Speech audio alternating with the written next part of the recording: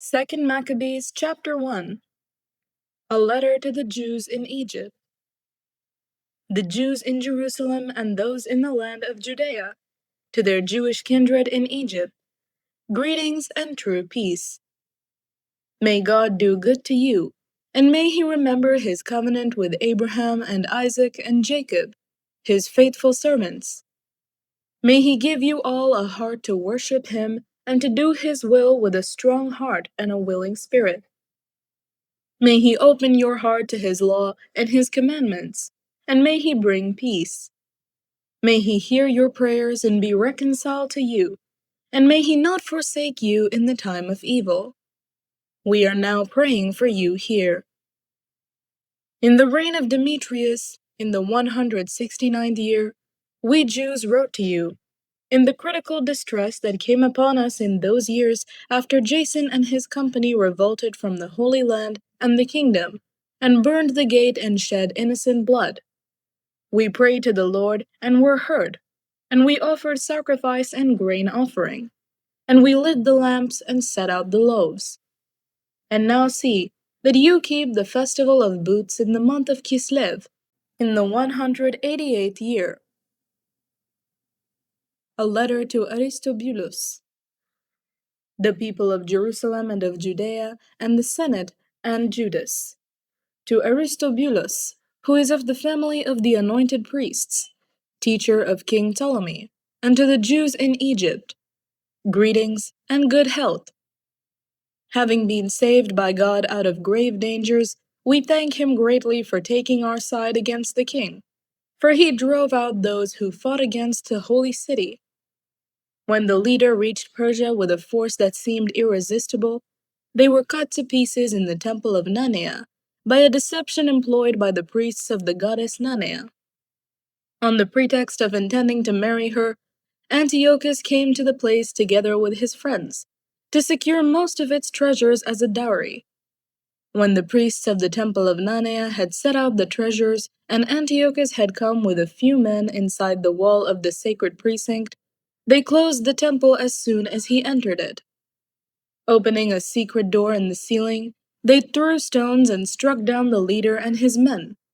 They dismembered them and cut off their heads and threw them to the people outside. Blessed in every way be our God, who has brought judgment on those who have behaved impiously. Fire consumes Nehemiah's sacrifice.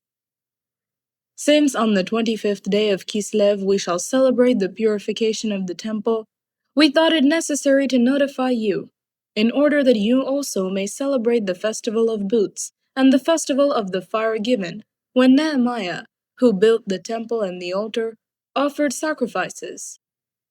For when our ancestors were being led captive to Persia, the pious priests of that time took some of the fire of the altar and secretly hid it in the hollow of a dry cistern, where they took such precautions that the place was unknown to anyone.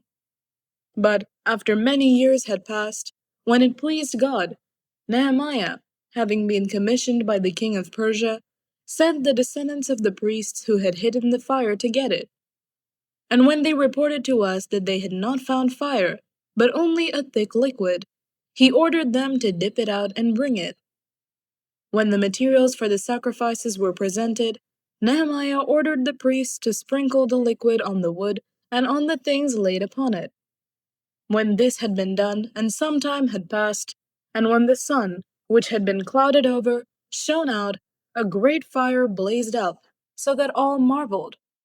And while the sacrifice was being consumed, the priests offered prayer, the priests and everyone. Jonathan led, and the rest responded, as did Nehemiah. The prayer was to this effect: O Lord, Lord God, Creator of all things, you are awe-inspiring and strong and just and merciful. You alone are King and are kind. You alone are bountiful. You alone are just and almighty and eternal. You rescue Israel from every evil. You chose the ancestors and consecrated them. Accept this sacrifice on behalf of all your people Israel, and preserve your portion and make it holy. Gather together our scattered people. Set free those who are slaves among the Gentiles. Look on those who are rejected and despised, and let the Gentiles know that you are our God. Punish those who oppress and are insolent with pride. Plant your people in your holy place, as Moses promised. Then the priests sang hymns. After the materials of the sacrifice had been consumed, Nehemiah ordered that the liquid that was left should be poured on large stones. When this was done, a flame blazed up, but when the light from the altar shone back, it went out. When this matter became known, and it was reported to the king of the Persians that, in the place where the exiled priests had hidden the fire, the liquid had appeared with which Nehemiah and his associates had burned the materials of the sacrifice, the king investigated the matter, and enclosed the place and made it sacred. And with those persons whom the king favored, he exchanged many excellent gifts. Nehemiah and his associates called this niftar, which means purification, but by most people it is called naphtha. 2 Maccabees chapter 2. Jeremiah hides the tent, ark, and altar. One finds in the records that the prophet Jeremiah ordered those who were being deported to take some of the fire, as has been mentioned, and that the prophet, after giving them the law, instructed those who were being deported not to forget the commandments of the Lord, or to be led astray in their thoughts on seeing the gold and silver statues and their adornment. And with other similar words he exhorted them that the law should not depart from their hearts.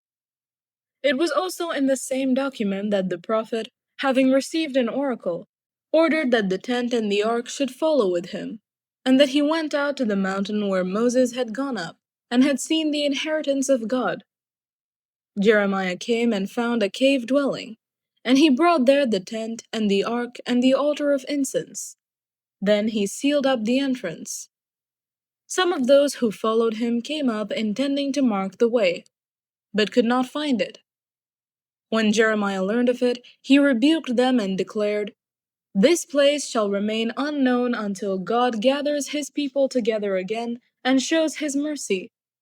Then the Lord will disclose these things, and the glory of the Lord and the cloud will appear, as they were shown in the case of Moses, and as Solomon asked that the place should be specially consecrated."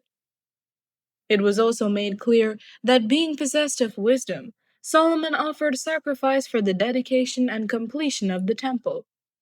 Just as Moses prayed to the Lord, and fire came down from heaven and consumed the sacrifices, so also Solomon prayed, and the fire came down and consumed the whole burnt offerings. And Moses said, "They were consumed because the sin offering had not been eaten." Likewise, Solomon also kept the 8 days. The same things are reported in the records and in the memoirs of Nehemiah, and also that he founded a library and collected the books about the kings and prophets, and the writings of David, and the letters of kings about votive offerings. In the same way, Judas also collected all the books that had been lost on account of the war that had come upon us, and they are in our possession. So if you have need of them, send people to get them for you. Since, therefore, we are about to celebrate the purification, we write to you.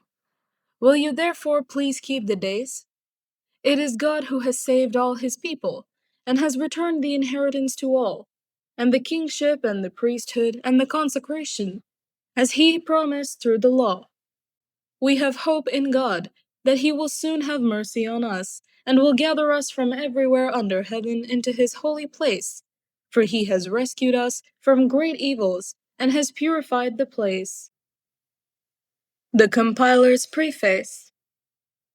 The story of Judas Maccabeus and his brothers, and the purification of the great temple, and the dedication of the altar, and further the wars against Antiochus Epiphanes and his son Eupator, and the appearances that came from heaven to those who fought bravely for Judaism, so that though few in number, they seized the whole land and pursued the barbarian hordes, and regained possession of the temple famous throughout the world, and liberated the city, and re-established the laws that were about to be abolished, while the Lord with great kindness became gracious to them. All this, which has been set forth by Jason of Cyrene in 5 volumes, we shall attempt to condense into a single book. For considering the flood of statistics involved and the difficulty there is for those who wish to enter upon the narratives of history because of the mass of material, we have aimed to please those who wish to read, to make it easy for those who are inclined to memorize, and to profit all readers. For us who have undertaken the toil of abbreviating, it is no light matter, but cause for sweat and loss of sleep, just as it is not easy for one who prepares a banquet and seeks the benefit of others. Nevertheless, to secure the gratitude of many, we will gladly endure the uncomfortable toil, leaving the responsibility for exact details to the compiler, while devoting our effort to arriving at the outlines of the condensation. For as the master builder of a new house must be concerned with the whole construction, while the one who undertakes its painting and decoration has to consider only what is suitable for its adornment, such, in my judgment, is the case with us. It is the duty of the original historian to occupy the ground, to discuss matters from every side, and to take trouble with details. But the one who recasts the narrative should be allowed to strive for brevity of expression, and to forego exhaustive treatment. At this point, therefore, let us begin our narrative, without adding any more to what has already been said, for it would be foolish to lengthen the preface while cutting short the history itself. 2 Maccabees chapter 3. Arrival of Heliodorus in Jerusalem. While the holy city was inhabited in unbroken peace, and the laws were strictly observed because of the piety of the high priest Onias and his hatred of wickedness, it came about that the kings themselves honored the place and glorified the temple with the finest presents, even to the extent that King Seleucus of Asia defrayed from his own revenues all the expenses connected with the service of the sacrifices. But a man named Simon, of the tribe of Benjamin, who had been made captain of the temple, had a disagreement with the high priest about the administration of the city market. Since he could not prevail over Onias, he went to Apollonius of Tarsus, who at that time was governor of Cilicia and Phoenicia, and reported to him that the treasury in Jerusalem was full of untold sums of money, so that the amount of the funds could not be reckoned, and that they did not belong to the account of the sacrifices, but that it was possible for them to fall under the control of the king. When Apollonius met the king, he told him of the money about which he had been informed. The king chose Heliodorus, who was in charge of his affairs, and sent him with commands to effect the removal of the reported wealth. Heliodorus at once set out on his journey, ostensibly to make a tour of inspection of the cities of Cilicia and Phoenicia, but in fact to carry out the king's purpose. When he had arrived at Jerusalem and had been kindly welcomed by the high priest of the city, he told about the disclosure that had been made and stated why he had come, and he inquired whether this really was the situation. The high priest explained that there were some deposits belonging to widows and orphans, and also some money of Hyrsanus, son of Tobias, a man of very prominent position, and that it totaled in all 400 talents of silver and 200 of gold. To such an extent, the impious Simon had misrepresented the facts. And he said that it was utterly impossible that wrong should be done to those people who had trusted in the holiness of the place and in the sanctity and inviolability of the temple that is honored throughout the whole world. Heliodorus plans to rob the temple. But Heliodorus, because of the orders he had from the king, said that this money must in any case be confiscated for the king's treasury. So he set a day and went in to direct the inspection of these funds. There was no little distress throughout the whole city. The priests prostrated themselves before the altar in their priestly vestments and called toward heaven upon him who had given the law about deposits, that he should keep them safe for those who had deposited them. To see the appearance of the high priest was to be wounded at heart, for his face and the change in his color disclosed the anguish of his soul. For terror and bodily trembling had come over the man, which plainly showed to those who looked at him the pain lodged in his heart. People also hurried out of their houses in crowds to make a general supplication, because the holy place was about to be brought into dishonor. Women, girded with sackcloth under their breasts, thronged the streets. Some of the young women who were kept indoors ran together to the gates, and some to the walls, while others peered out of the windows. And holding up their hands to heaven, they all made supplication. There was something pitiable in the prostration of the whole populace, and the anxiety of the high priest in his great anguish. The Lord protects his temple. While they were calling upon the Almighty Lord that he would keep what had been entrusted safe and secure for those who had entrusted it, Heliodorus went on with what had been decided. But when he arrived at the treasury with his bodyguard, then and there the sovereign of spirits and of all authority caused so great a manifestation that all who had been so bold as to accompany him were astounded by the power of God and became faint with terror. For there appeared to them a magnificently caparisoned horse, with a rider of frightening mien. It rushed furiously at Heliodorus and struck at him with its front hoofs. Its rider was seen to have armor and weapons of gold. Two young men also appeared to him, remarkably strong, gloriously beautiful, and splendidly dressed, who stood on either side of him and flogged him continuously, inflicting many blows on him. When he suddenly fell to the ground and deep darkness came over him, his men took him up, put him on a stretcher, and carried him away.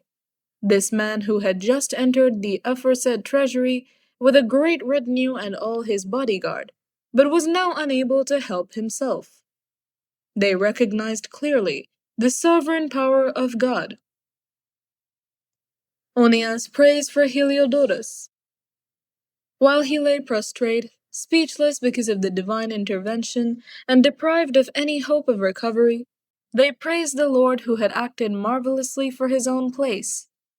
And the temple, which a little while before was full of fear and disturbance, was filled with joy and gladness, now that the Almighty Lord had appeared. Some of Heliodorus's friends quickly begged Onias to call upon the Most High to grant life to one who was lying quite at his last breath. So the high priest, fearing that the king might get the notion that some foul play had been perpetrated by the Jews with regard to Heliodorus, offered sacrifice for the man's recovery. While the high priest was making an atonement, the same young men appeared again to Heliodorus dressed in the same clothing, and they stood and said, "Be very grateful to the high priest Onias, since for his sake the Lord has granted you your life. And see that you, who have been flogged by heaven, report to all people the majestic power of God."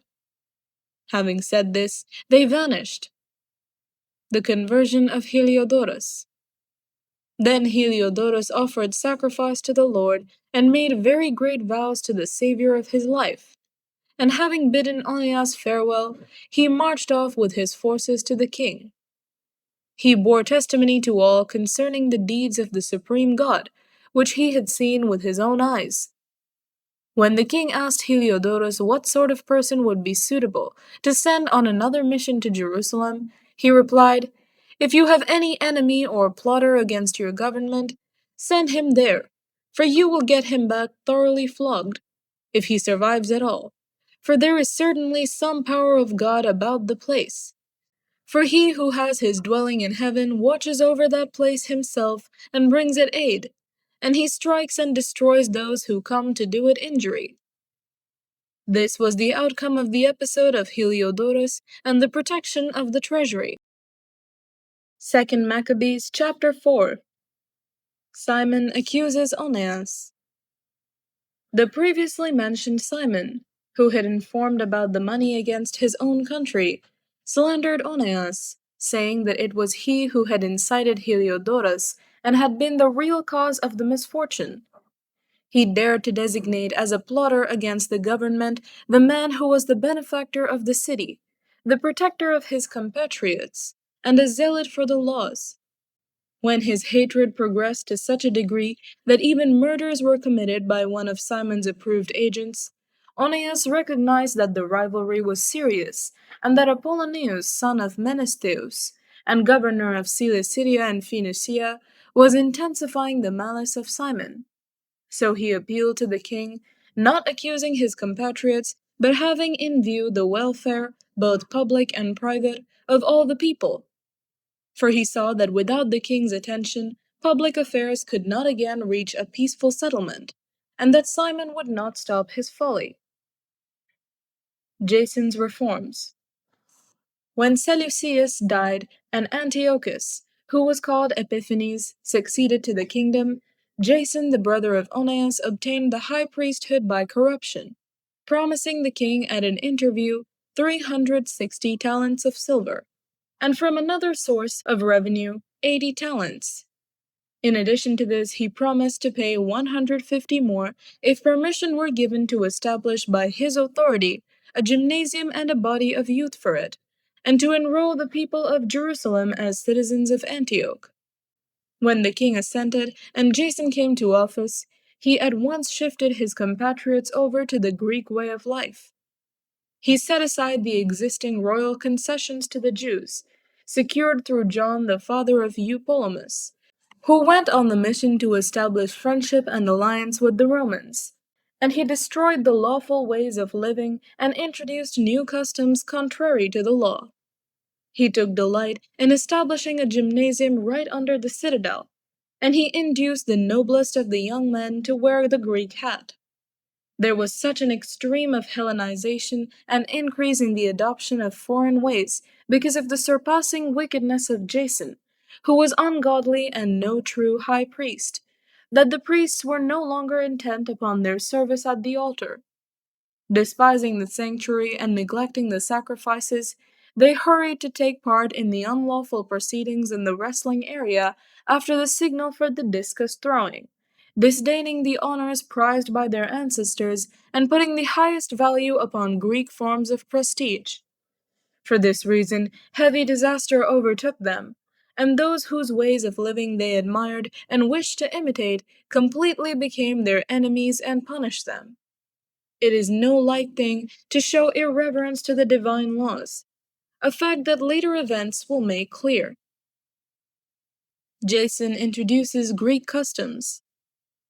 When the quadrennial games were being held at Tyre and the king was present, the vile Jason sent envoys, chosen as being Antiochian citizens from Jerusalem, to carry 300 silver drachmas for the sacrifice to Hercules.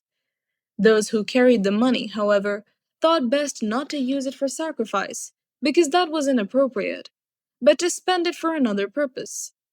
So this money was intended by the sender for the sacrifice to Hercules, but by the decision of its carriers it was applied to the construction of the triremes. When Apollonius, son of Menestheus, was sent to Egypt for the coronation of Philometor as king, Antiochus learned that Philometor had become hostile to his government, and he took measures for his own security. Therefore, upon arriving at Joppa, he proceeded to Jerusalem.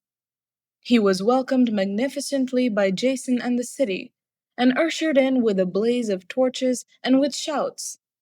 Then he marched his army into Phoenicia. Menelaus becomes high priest. After a period of 3 years, Jason sent Menelaus, the brother of the previously mentioned Simon, to carry the money to the king and to complete the records of essential business. But he, when presented to the king, extolled him with an air of authority, and secured the high priesthood for himself, outbidding Jason by 300 talents of silver. After receiving the king's orders, he returned, possessing no qualification for the high priesthood, but having the hot temper of a cruel tyrant and the rage of a savage wild beast.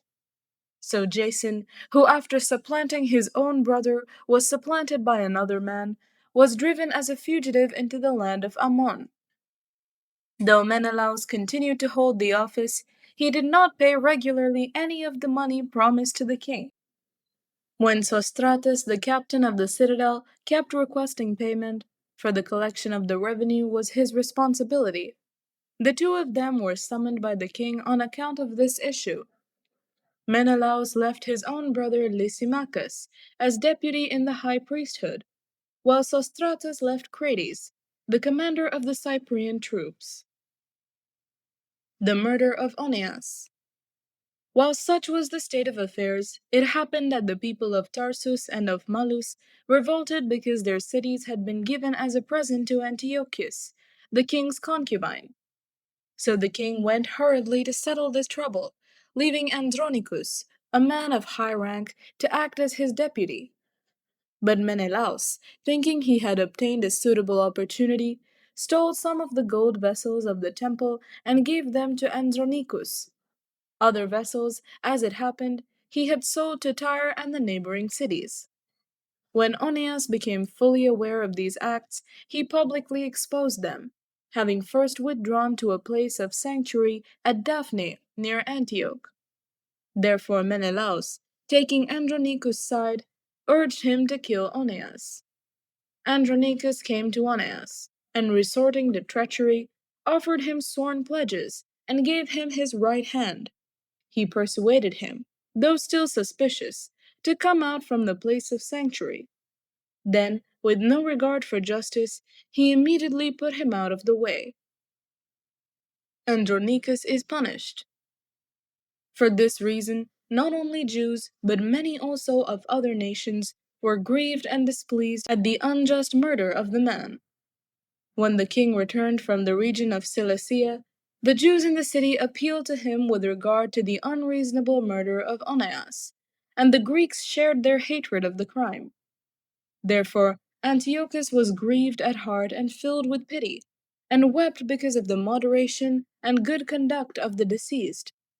Inflamed with anger, he immediately stripped off the purple robe from Andronicus, tore off his clothes, and led him around the whole city to that very place where he had committed the outrage against Oneas, and there he dispatched the bloodthirsty fellow. The Lord thus repaid him with the punishment he deserved. Unpopularity of Lysimachus and Menelaus. When many acts of sacrilege had been committed in the city by Lysimachus with the connivance of Menelaus, and when the report of them had spread abroad, the populace gathered against Lysimachus, because many of the gold vessels had already been stolen.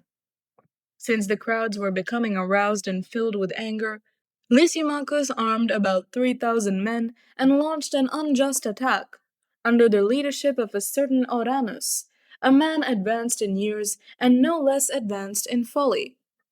But when the Jews became aware that Lysimachus was attacking them, some picked up stones, some blocks of wood, and others took handfuls of the ashes that were lying around, and threw them in wild confusion at Lysimachus and his men. As a result, they wounded many of them, and killed some, and put all the rest to flight. The temple robber himself they killed close by the treasury. Charges were brought against Menelaus about this incident. When the king came to Tyre, 3 men sent by the Senate presented the case before him. But Menelaus, already as good as beaten, promised a substantial bribe to Ptolemy, son of Dorymenes, to win over the king. Therefore, Ptolemy, taking the king aside into a colonnade as if for refreshment, induced the king to change his mind. Menelaus, the cause of all the trouble, he acquitted of the charges against him, while he sentenced to death those unfortunate men, who would have been freed uncondemned if they had pleaded even before Scythians. And so those who had spoken for the city and the villages and the holy vessels quickly suffered the unjust penalty.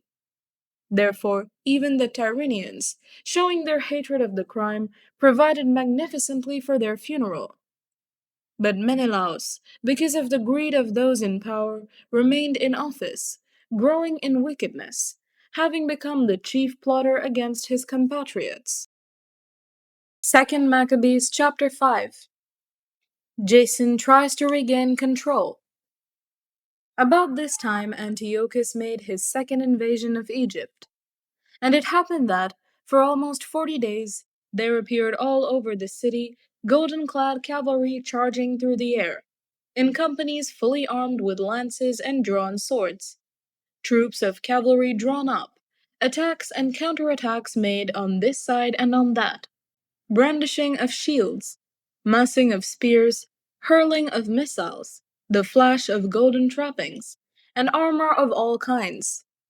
Therefore, everyone prayed that the apparition might prove to have been a good omen. When a false rumor arose that Antiochus was dead, Jason took no fewer than 1,000 men and suddenly made an assault on the city. When the troops on the wall had been forced back and at last the city was being taken, Menelaus took refuge in the citadel. But Jason kept relentlessly slaughtering his compatriots, not realizing that success at the cost of one's kindred is the greatest misfortune, but imagining that he was setting up trophies of victory over enemies, and not over compatriots. He did not, however, gain control of the government. In the end, he only got disgrace from his conspiracy, and fled again into the country of the Ammonites. Finally, he met a miserable end. Accused before Aretas, the ruler of the Arabs, fleeing from city to city, pursued by everyone, hated as a rebel against the laws, and abhorred as the executioner of his country and his compatriots, he was cast ashore in Egypt. There, he who had driven many from their own country into exile died in exile, having embarked to go to the Lacedaemonians, in hope of finding protection because of their kinship. He who had cast out many to lie unburied had no one to mourn for him. He had no funeral of any sort, and no place in the tomb of his ancestors. When news of what had happened reached the king, he took it to mean that Judea was in revolt. So, raging inwardly, he left Egypt and took the city by storm. He commanded his soldiers to cut down relentlessly everyone they met, and to kill those who went into their houses. Then there was massacre of young and old, destruction of boys, women, and children, and slaughter of young girls and infants. Within the total of 3 days, 80,000 were destroyed, 40,000 in hand-to-hand fighting, and as many were sold into slavery as were killed. Pillage of the temple. Not content with this, Antiochus dared to enter the most holy temple in all the world, guided by Menelaus, who had become a traitor both to the laws and to his country. He took the holy vessels with his polluted hands, and swept away with profane hands the votive offerings that other kings had made to enhance the glory and honor of the place. Antiochus was elated in spirit, and did not perceive that the Lord was angered for a little while because of the sins of those who lived in the city, and that this was the reason he was disregarding the holy place. But if it had not happened that they were involved in many sins, this man would have been flogged and turned back from his rash act as soon as he came forward, just as Heliodorus had been, whom King Seleucus sent to inspect the treasury. But the Lord did not choose the nation for the sake of the holy place, but the place for the sake of the holy nation. Therefore, the place itself shared in the misfortunes that befell the nations, and afterward participated in its benefits. And what was forsaken in the wrath of the Almighty was restored again in all its glory when the great Lord became reconciled. So Antiochus carried off 1,800 talents from the temple, and hurried away to Antioch, thinking in his arrogance that he could sail on the land and walk on the sea, because his mind was elated. He left governors to oppress the people. At Jerusalem, Philip, by birth a Phrygian and in character more barbarous than the man who appointed him, and at Gerizim, Andronicus, and besides these Menelaus, who lorded it over his compatriots worse than the others did. In his malice toward the Jewish citizens, Antiochus sent Apollonius, the captain of the Mysians, with an army of 22,000, and commanded him to kill all the grown men and to sell the women and boys as slaves. When this man arrived in Jerusalem, he pretended to be peaceably disposed and waited until the holy Sabbath day. Then, finding the Jews not at work, he ordered his troops to parade under arms. He put to the sword all those who came out to see him, then rushed into the city with his armed warriors and killed great numbers of people. But Judas Maccabeus, with about 9 others, got away to the wilderness, and kept himself and his companions alive in the mountains as wild animals do. They continued to live on what grew wild, so that they might not share in the defilement.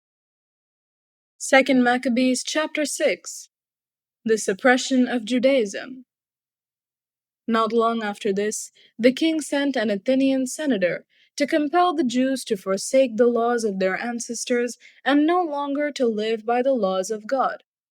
Also, to pollute the temple in Jerusalem, and to call it the temple of Olympian Zeus, and to call the one in Gerizim the temple of Zeus, the friend of strangers, as did the people who lived in that place. Harsh and utterly grievous was the onslaught of evil. For the temple was filled with debauchery and reveling by the Gentiles, who dallied with prostitutes and had intercourse with women within the sacred precincts, and besides brought in things for sacrifice that were unfit. The altar was covered with abominable offerings that were forbidden by the laws. People could neither keep the Sabbath nor observe the festivals of their ancestors, nor so much as confess themselves to be Jews. On the monthly celebration of the king's birthday, the Jews were taken, under bitter constraint, to partake of the sacrifices, and when a festival of Dionysus was celebrated, they were compelled to wear wreaths of ivy and to walk in the procession in honor of Dionysus. At the suggestion of the people of Ptolemais, a decree was issued to the neighboring Greek cities that they should adopt the same policy toward the Jews and make them partake of the sacrifices, and should kill those who did not choose to change over to Greek customs. One could see, therefore, the misery that had come upon them. For example, 2 women were brought in for having circumcised their children. They publicly paraded them around the city, with their babies hanging at their breasts, and then hurled them down headlong from the wall. Others who had assembled in the caves nearby, in order to observe the seventh day secretly, were betrayed to Philip and were all burned together, because their piety kept them from defending themselves, in view of their regard for that most holy day. Providential significance of the persecution. Now I urge those who read this book not to be depressed by such calamities, but to recognize that these punishments were designed not to destroy, but to discipline our people. In fact, it is a sign of great kindness not to let the impious alone for long, but to punish them immediately. For in the case of the other nations, the Lord waits patiently to punish them until they have reached the full measure of their sins. But he does not deal in this way with us, in order that he may not take vengeance on us afterward, when our sins have reached their height. Therefore, he never withdraws his mercy from us. Although he disciplines us with calamities, he does not forsake his own people. Let what we have said serve as a reminder. We must go on briefly with the story. The martyrdom of Eleazar. Eleazar, one of the scribes in high position, a man now advanced in age and of noble presence, was being forced to open his mouth to eat swine's flesh. But he, welcoming death with honor rather than life with pollution, went up to the rock of his own accord, spitting out the flesh, as all ought to go who have the courage to refuse things that it is not right to taste, even for the natural love of life. Those who were in charge of that unlawful sacrifice took the man aside because of their long acquaintance with him, and privately urged him to bring meat of his own providing, proper for him to use, and to pretend that he was eating the flesh of the sacrificial meal that had been commanded by the king, so that by doing this he might be saved from death, and be treated kindly on account of his old friendship with them. But making a high resolve, worthy of his years and the dignity of his old age, and the gray hairs that he had reached with distinction, and his excellent life even from childhood. And moreover, according to the holy God given law, he declared himself quickly, telling them to send him to Hades. Such pretense is not worthy of our time of life, he said, for many of the young might suppose that Eleazar in his 90th year had gone over to an alien religion, and through my pretense, for the sake of living a brief moment longer, they would be led astray because of me, while I defile and disgrace my old age. Even if for the present I would avoid the punishment of mortals, yet whether I live or die, I will not escape the hands of the Almighty. Therefore, by bravely giving up my life now, I will show myself worthy of my old age, and leave to the young a noble example of how to die a good death, willingly and nobly, for the revered and holy laws. When he had said this, he went at once to the rack. Those who a little before had acted toward him with good will now changed to ill will, because the words he had uttered were in their opinion sheer madness. When he was about to die under the blows, he groaned aloud and said, "It is clear to the Lord, in his holy knowledge, that, though I might have been saved from death, I am enduring terrible sufferings in my body under this beating. But in my soul I am glad to suffer these things because I fear him." So in this way he died, leaving in his death an example of nobility and a memorial of courage, not only to the young, but to the great body of his nation. 2 Maccabees chapter 7. The martyrdom of 7 brothers. It happened also that 7 brothers and their mother were arrested and were being compelled by the king, under torture with whips and thongs, to partake of unlawful swine's flesh. One of them, acting as their spokesman, said, "What do you intend to ask and learn from us? For we are ready to die rather than transgress the laws of our ancestors." The king fell into a rage, and gave orders to have pans and cauldrons heated. These were heated immediately, and he commanded that the tongue of their spokesman be cut out, and that they scalp him and cut off his hands and feet, while the rest of the brothers and the mother looked on. When he was utterly helpless, the king ordered them to take him to the fire, still breathing, and to fry him in a pan.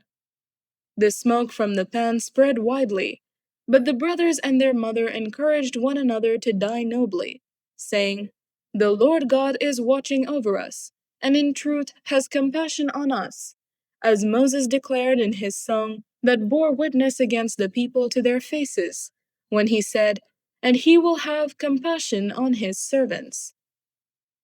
After the first brother had died in this way, they brought forward the second for their sport. They tore off the skin of his head with the hair, and asked him, "Will you eat rather than have your body punished limb by limb?" He replied in the language of his ancestors and said to them, "No." Therefore he in turn underwent tortures as the first brother had done. And when he was at his last breath, he said, "You accursed wretch, you dismiss us from this present life, but the King of the universe will raise us up to an everlasting renewal of life, because we have died for his laws." After him, the third was the victim of their sport. When it was demanded, he quickly put out his tongue and courageously stretched forth his hands, and said nobly, "I got these from heaven, and because of his laws I disdain them, and from him I hope to get them back again." As a result, the king himself and those with him were astonished at the young man's spirit, for he regarded his sufferings as nothing. After he too had died, they maltreated and tortured the fourth in the same way. When he was near death, he said, "One cannot but choose to die at the hands of mortals, and to cherish the hope God gives of being raised again by him. But for you, there will be no resurrection to life." Next, they brought forward the fifth and maltreated him. But he looked at the king, and said, "Because you have authority among mortals, though you also are mortal, You do what you please. But do not think that God has forsaken our people. Keep on, and see how his mighty power will torture you and your descendants." After him, they brought forward the sixth. And when he was about to die, he said, "Do not deceive yourself in vain, for we are suffering these things on our own account, because of our sins against our own God. Therefore, astounding things have happened. But do not think that you will go unpunished for having tried to fight against God." The mother was especially admirable and worthy of honorable memory. Although she saw her 7 sons perish within a single day, she bore it with good courage because of her hope in the Lord. She encouraged each of them in the language of their ancestors. Filled with a noble spirit, she reinforced her woman's reasoning with a man's courage, and said to them, "I do not know how you came into being in my womb. It was not I who gave you life and breath, nor I who set in order the elements within each of you. Therefore, the Creator of the world, who shaped the beginning of humankind and devised the origin of all things, will in his mercy give life and breath back to you again, since you now forget yourselves for the sake of his laws." Antiochus felt that he was being treated with contempt, and he was suspicious of her reproachful tone. The youngest brother being still alive, Antiochus not only appealed to him in words, but promised with oaths that he would make him rich and enviable if he would turn from the ways of his ancestors, and that he would take him for his friend, and entrust him with public affairs. Since the young man would not listen to him at all, the king called the mother to him and urged her to advise the youth to save himself. After much urging on his part, she undertook to persuade her son. But leaning close to him, she spoke in their native language as follows, deriding the cruel tyrant: "My son, have pity on me. I carried you 9 months in my womb, and nursed you for 3 years, and have reared you and brought you up to this point in your life, and have taken care of you.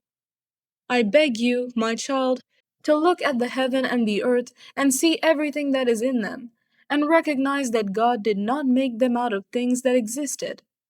And in the same way, the human race came into being. Do not fear this butcher, but prove worthy of your brothers.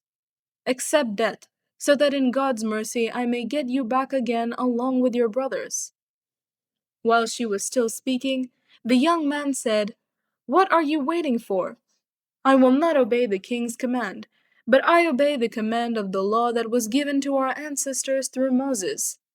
But you, who have contrived all sorts of evil against the Hebrews, will certainly not escape the hands of God. For we are suffering because of our own sins. And if our living Lord is angry for a little while, to rebuke and discipline us, he will again be reconciled with his own servants. But you, unholy wretch, you most defiled of all mortals, do not be elated in vain and puffed up by uncertain hopes, when you raise your hand against the children of heaven. You have not yet escaped the judgment of the Almighty, all-seeing God. For our brothers, after enduring a brief suffering, have drunk of ever-flowing life, under God's covenant. But you, by the judgment of God, will receive just punishment for your arrogance. I, like my brothers, give up my body and life for the laws of our ancestors, appealing to God to show mercy soon to our nation, and by trials and plagues to make you confess that He alone is God, and through me and my brothers to bring to an end the wrath of the Almighty that has justly fallen on our whole nation." The king fell into a rage, and handled him worse than the others, being exasperated at his scorn. So he died in his integrity, putting his whole trust in the Lord.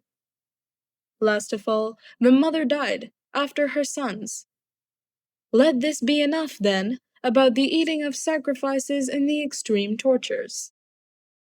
Wisdom chapter 13. The foolishness of nature worship. For all people who were ignorant of God were foolish by nature, and they were unable from the good things that are seen to know the one who exists. Nor did they recognize the artisan while paying heed to his works. But they supposed that either fire, or wind, or swift air, or the circle of the stars, or turbulent water, or the luminaries of heaven were the gods that rule the world. If through delight in the beauty of these things people assumed them to be gods, let them know how much better than these is their Lord, for the author of beauty created them.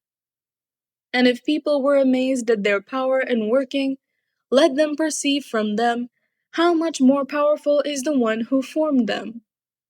For from the greatness and beauty of created things comes a corresponding perception of their Creator. Yet these people are little to be blamed, for perhaps they go astray while seeking God and desiring to find Him.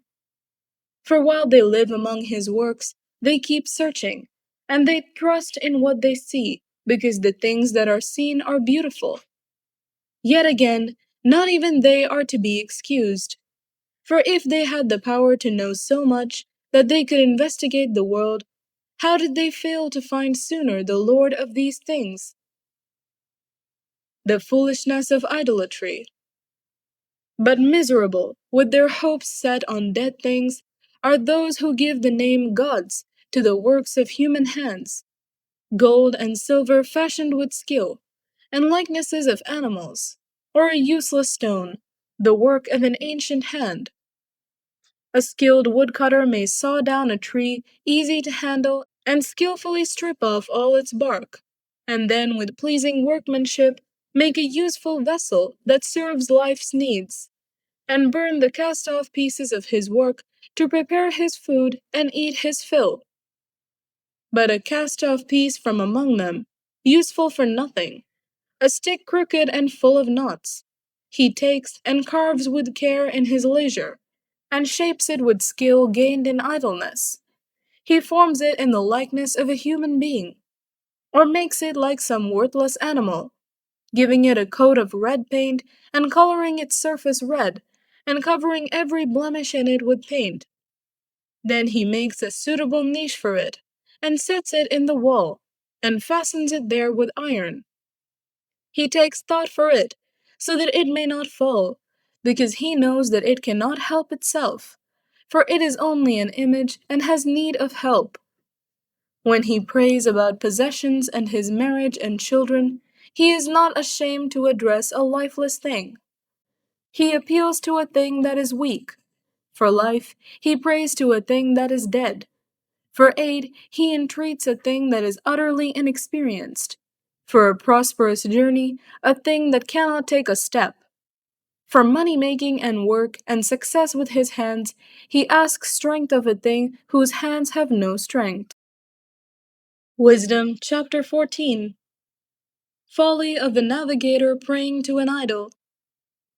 Again, one preparing to sail and about to voyage over raging waves, calls upon a piece of wood more fragile than the ship that carries him. For it was desire for gain that planned the vessel, and wisdom was the artisan who built it. But it is your providence, O Father, that steers its course, because you have given it a path in the sea, and a safe way through the waves, showing that you can save from every danger, so that even a person who lacks skill may put to sea. It is your will that works of your wisdom should not be without effect. Therefore people trust their lives even to the smallest piece of wood, and passing through the billows on a raft, they come safely to land. For even in the beginning, when arrogant giants were perishing, the hope of the world took refuge on a raft, and guided by your hand, left to the world the seed of a new generation. For blessed is the wood by which righteousness comes. But the idol made with hands is accursed, and so is the one who made it, he for having made it, and the perishable thing because it was named a god. For equally hateful to God are the ungodly and their ungodliness. For what was done will be punished together with the one who did it. Therefore, there will be a visitation also upon the heathen idols, because, though part of what God created, they became an abomination. snares for human souls, and a trap for the feet of the foolish. The origin and evils of idolatry.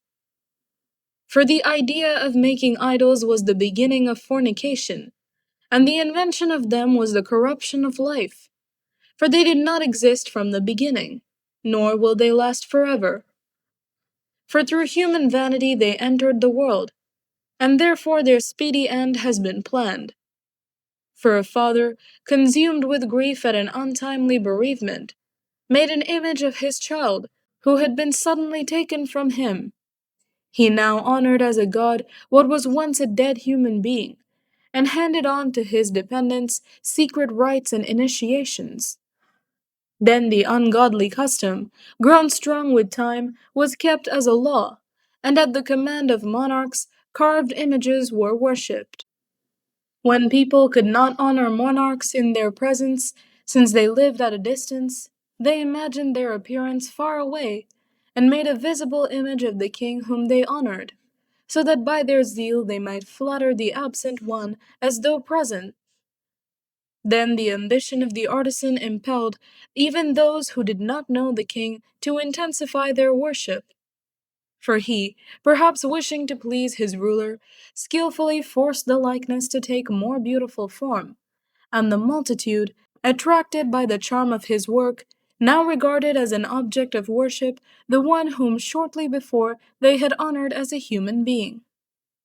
And this became a hidden trap for humankind, because people, in bondage to misfortune or to royal authority, bestowed on objects of stone or wood the name that ought not to be shared. Then it was not enough for them to err about the knowledge of God, but though living in great strife due to ignorance, they call such great evils peace. For whether they kill children in their initiations, or celebrate secret mysteries, or hold frenzied revels with strange customs, they no longer keep either their lives or their marriages pure, but they either treacherously kill one another, or grieve one another by adultery.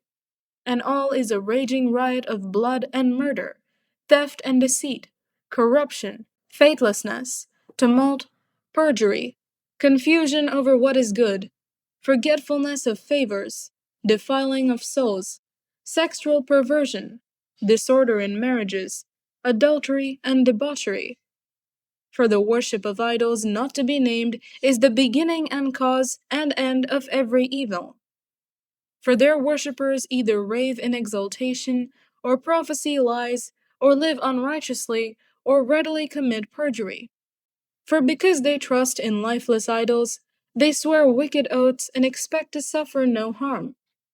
But just penalties will overtake them on two counts: because they thought wrongly about God in devoting themselves to idols, and because in deceit they swore unrighteously through contempt for holiness. For it is not the power of the things by which people swear, but the just penalty for those who sin, that always pursues the transgression of the unrighteous. Wisdom chapter 15. Benefits of worshipping the true God. But you, our God, are kind and true, patient, and ruling all things in mercy. For even if we sin, we are yours, knowing your power. But we will not sin, because we know that you acknowledge us as yours. For to know you is complete righteousness, and to know your power is the root of immortality. For neither has the evil intent of human art misled us, nor the fruitless toil of painters, of figures stained with varied colors, whose appearance arouses yearning in fools, so that they desire the lifeless form of a dead image.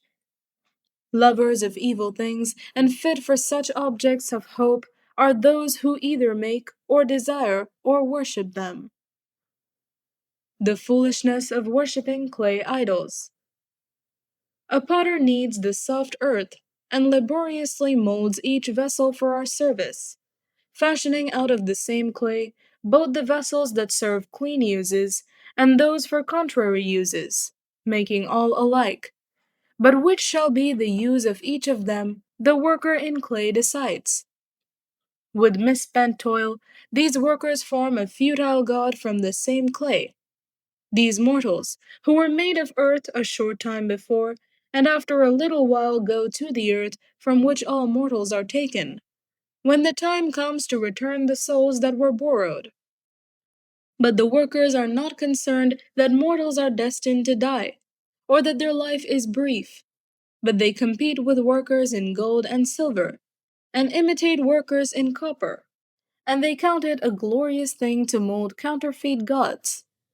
Their heart is ashes, their hope is cheaper than dirt, and their lives are of less worth than clay, because they fail to know the one who formed them, and inspired them with active souls, and breathed a living spirit into them. But they considered our existence an idle game, and life a festival held for profit. For they say one must get money however one can, even by base means. For these persons, more than all others, know that they sin when they make from earthy matter fragile vessels and carved images. But most foolish and more miserable than an infant are all the enemies who oppressed your people. For they thought that all their heathen idols were gods, though these have neither the use of their eyes to see with, nor nostrils with which to draw breath, nor ears with which to hear, nor fingers to feel with, and their feet are of no use for walking. For a human being made them, and one whose spirit is borrowed formed them. For none can form gods that are like themselves. People are mortal, and what they make with lawless hands is dead. For they are better than the objects they worship, since they have life, but the idols never had. Serpents in the desert. Moreover, they worship even the most hateful animals, which are worse than all others when judged by their lack of intelligence. And even as animals, they are not so beautiful in appearance that one would desire them, but they have escaped both the praise of God and his blessing. 1 Corinthians chapter 7. Directions concerning marriage. Now concerning the matters about which you wrote, it is well for a man not to touch a woman. But because of cases of sexual immorality, each man should have his own wife, and each woman her own husband. The husband should give to his wife her conjugal rights, and likewise the wife to her husband. For the wife does not have authority over her own body, but the husband does. Likewise, the husband does not have authority over his own body, but the wife does. Do not deprive one another, except perhaps by agreement for a set time, to devote yourselves to prayer, and then come together again, so that Satan may not tempt you because of your lack of self-control. This I say by way of concession, not of command. I wish that all were as I myself am. But each has a particular gift from God, one having one kind and another a different kind. To the unmarried and the widows, I say that it is well for them to remain unmarried as I am. But if they are not practicing self-control, they should marry, for it is better to marry than to be aflame with passion. To the married I give this command, not I but the Lord, that the wife should not separate from her husband. But if she does separate, let her remain unmarried, or else be reconciled to her husband, and that the husband should not divorce his wife. To the rest I say, I, and not the Lord, that if any believer has a wife who is an unbeliever, and she consents to live with him, he should not divorce her. And if any woman has a husband who is an unbeliever, and he consents to live with her, she should not divorce him. For the unbelieving husband is made holy through his wife, and the unbelieving wife is made holy through her husband. Otherwise, your children would be unclean, but as it is, they are holy. But if the unbelieving partner separates, let it be so. In such a case, the brother or sister is not bound. It is to peace that God has called you. Wife, for all you know, you might save your husband. Husband, for all you know, you might save your wife. the life that the Lord has assigned. However that may be, let each of you lead the life that the Lord has assigned, to which God called you. This is my rule in all the churches. Was anyone at the time of his call already circumcised? Let him not seek to remove the marks of circumcision. Was anyone at the time of his call uncircumcised? Let him not seek circumcision. Circumcision is nothing, and uncircumcision is nothing, but obeying the commandments of God is everything. Let each of you remain in the condition in which you were called. Were you a slave when called? Do not be concerned about it. Even if you can gain your freedom, make use of your present condition now more than ever. For whoever was called in the Lord as a slave is a freed person belonging to the Lord, just as whoever was free when called is a slave of Christ. You were bought with a price. Do not become slaves of human masters. In whatever condition you were called, brothers and sisters, there remain with God. The unmarried and the widows. Now concerning virgins, I have no command of the Lord, but I give my opinion as one who, by the Lord's mercy, is trustworthy. I think that, in view of the impending crisis, it is well for you to remain as you are. Are you bound to a wife? Do not seek to be free. Are you free from a wife? Do not seek a wife. But if you marry, you do not sin, and if a virgin marries, she does not sin. Yet those who marry will experience distress in this life, and I would spare you that. I mean, brothers and sisters, the appointed time has grown short. From now on, let even those who have wives be as though they had none, and those who mourn as though they were not mourning, and those who rejoice as though they were not rejoicing, and those who buy as though they had no possessions, and those who deal with the world as though they had no dealings with it. For the present form of this world is passing away. I want you to be free from anxieties. The unmarried man is anxious about the affairs of the Lord, how to please the Lord. But the married man is anxious about the affairs of the world, how to please his wife, and his interests are divided. And the unmarried woman and the virgin are anxious about the affairs of the Lord, so that they may be holy in body and spirit. But the married woman is anxious about the affairs of the world, how to please her husband. I say this for your own benefit, not to put any restraint upon you, but to promote good order and unhindered devotion to the Lord. If anyone thinks that he is not behaving properly toward his fiancée, if his passions are strong, and so it has to be, let him marry as he wishes. It is no sin. Let them marry. But if someone stands firm in his resolve, being under no necessity, but having his own desire under control, and has determined in his own mind to keep her as his fiancée, he will do well. So then, he who marries his fiancée does well, and he who refrains from marriage will do better. A wife is bound as long as her husband lives, but if the husband dies, she is free to marry anyone she wishes, only in the Lord. But in my judgment, she is more blessed if she remains as she is. And I think that I too have the Spirit of God. 1 Corinthians chapter 8. Food offered to idols. Now concerning food sacrificed to idols, we know that all of us possess knowledge. Knowledge puffs up, but love builds up.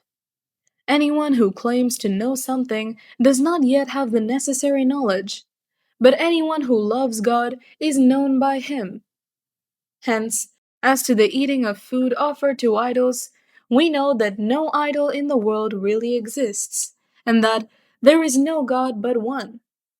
Indeed, even though there may be so-called gods in heaven or on earth, as in fact there are many gods and many lords, yet for us there is one God, the Father, from whom are all things and for whom we exist, and one Lord, Jesus Christ, through whom are all things and through whom we exist. It is not everyone, however, who has this knowledge. Since some have become so accustomed to idols until now, they still think of the food they eat as food offered to an idol, and their conscience, being weak, is defiled. Food will not bring us close to God. We are no worse off if we do not eat, and no better off if we do. But take care that this liberty of yours does not somehow become a stumbling block to the weak. For if others see you, who possess knowledge, eating in the temple of an idol, might they not, since their conscience is weak, be encouraged to the point of eating food sacrificed to idols? So by your knowledge those weak believers for whom Christ died are destroyed. But when you thus sin against members of your family, and wound their conscience when it is weak, you sin against Christ. Therefore, if food is a cause of their falling, I will never eat meat, so that I may not cause one of them to fall.